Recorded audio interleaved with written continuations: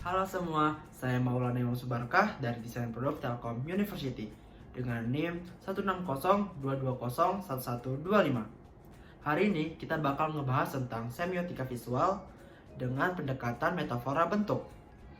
Kira-kira teman-teman penasaran gak sih sama produk apa yang sudah saya rancang dan juga bentuk apa yang sudah saya aplikasikan pada produk tersebut? Kalau teman-teman penasaran, tonton terus videonya sampai habis. Sebelum saya menjelaskan tentang produk apa yang sudah saya rancang, saya akan menjelaskan sedikit tentang semiotika visual dengan pendekatan metafora bentuk.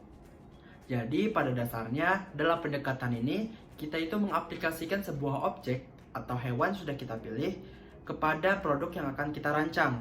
Lebih tepatnya yang kita aplikasikan itu adalah bagian-bagian yang merupakan ciri khas dari objek tersebut.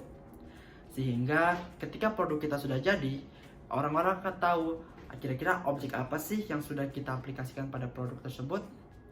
Nah, sekarang saya akan menjelaskan tentang konsep dari produk yang sudah saya rancang. Di mana dalam perancangan ini saya menggunakan pendekatan metafora bentuk. Jadi produk yang saya rancang itu adalah setrika uap atau steamer, di mana setrika ini itu memanfaatkan uap panas untuk melicinkan pakaian sehingga pakaian yang kusut itu terlihat lebih rapih. Dan di sini juga saya menggunakan atau menjadikan hiu martil atau hammer shark menjadi objek yang akan diaplikasikan pada produk ini. Mungkin teman-teman sudah pernah lihat bagaimana bentuk dari hammer shark ini di televisi atau di YouTube. Jadi hiu martil ini memiliki keunikan di bagian kepalanya, yang di mana bagian sisi kanan dan kirinya itu memanjang sehingga kepalanya itu menyerupai bentuk palu. Itulah mengapa hiu ini dinamakan hiu martil atau hammer shark. Lalu bagian yang akan saya aplikasikan pada produk ini adalah bagian kepalanya, yang tentunya menjadi ciri khasnya, dan juga bagian dari warna hiu tersebut, yakni berwarna abu-abu dan juga putih di bagian bawah perutnya. Nah, pada setrika uap ini itu terdapat komponen yang berfungsi untuk menampung air. Karena kan dalam setrika uap itu kita memerlukan air untuk menciptakan uap panas.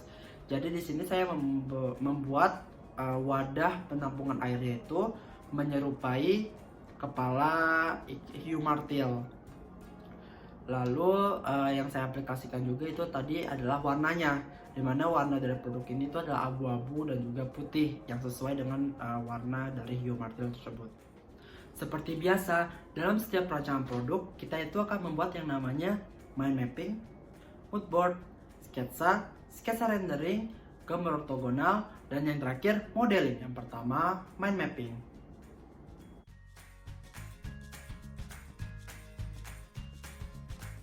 Yang kedua, mood board.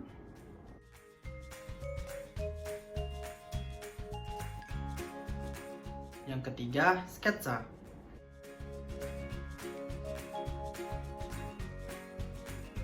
Yang keempat, rendering.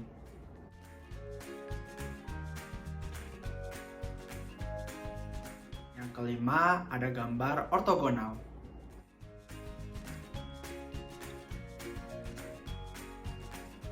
Dan yang terakhir, ada modeling. Pada tahapan modeling ini, saya menggunakan material yang berbeda dari modeling sebelumnya. Kalau modeling sebelumnya itu saya menggunakan clay, modeling kali ini saya menggunakan material yang bernama foam, lebih tepatnya floral foam. Jadi karakteristik dari material ini itu adalah meskipun bentuknya padat, dia itu sangat ringan, serta material itu cukup rapuh karena jika kita memberi tekanan yang lumayan besar, material ini bisa rusak atau patah. Nah, dalam pemrosesan material ini itu alat yang kita butuhin tuh cukup simple, yakni cutter, penggaris, pensil, dan kertas amplas. Nah, kertas amplas inilah yang memegang peran penting dalam pembuatan modeling ini, karena kita menggunakan kertas amplas untuk membentuk sedikit demi sedikit material ini.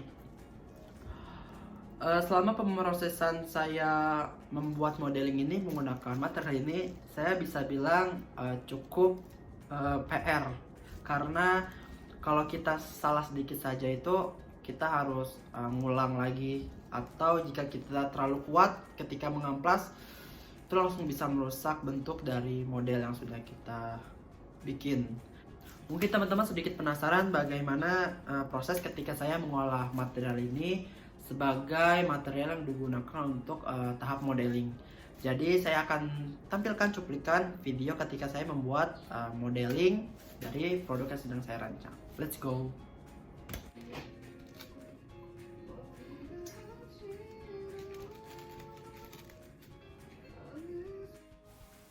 Nah, tadi itu kita mengukur dulu ukuran yang dibutuhkan pada floral foam. Baru kita potong dan baru nanti digambar sketsa atau pola rancangan produk kita. Oh ya, sekedar informasi, gambar ortogonal yang sudah saya tampilkan itu berfungsi sebagai acuan dalam pembuatan modeling ini. Setelah kita membuat sketsa pada floral foam, kita lanjut dengan mulai mengamplas si floral foam ini sesuai dengan sketsa yang sudah digambar.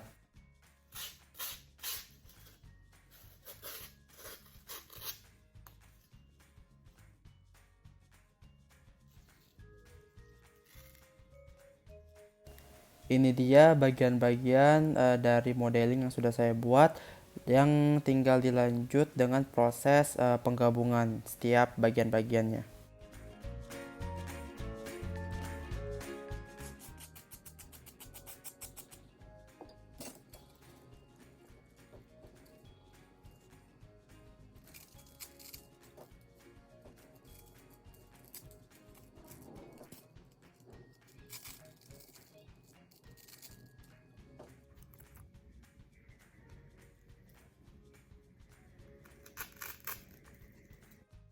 Di sini saya menggunakan 2 lidi pada bagian pegangan agar bisa lebih kuat untuk menempel pada bagian badannya.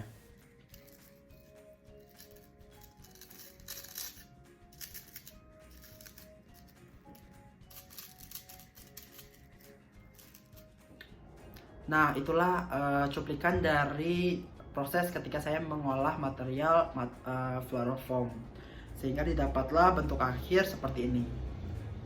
Jadi ini adalah modeling dari produk yang sudah saya rancang, yang Historical Wap, dengan skala 1:1, di mana bagian badannya ini berdiameter 7 cm. Lalu saya akan menjelaskan sedikit tentang komponen-komponen yang ada pada produk ini atau modeling ini. Yang pertama adalah badan utamanya atau kerangka utamanya. Yang kedua ada handle atau pegangannya.